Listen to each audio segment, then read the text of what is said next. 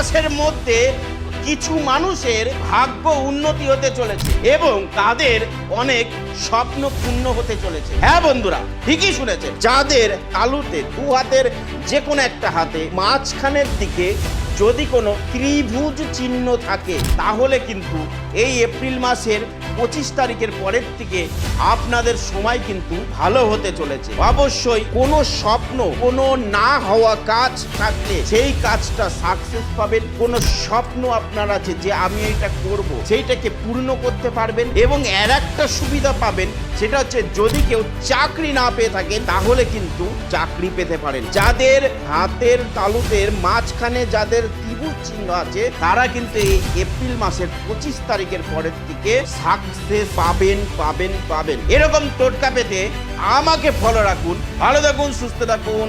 নতুন টোটকা নিয়ে আবার হাজির থাকবো। জয় মা তারা।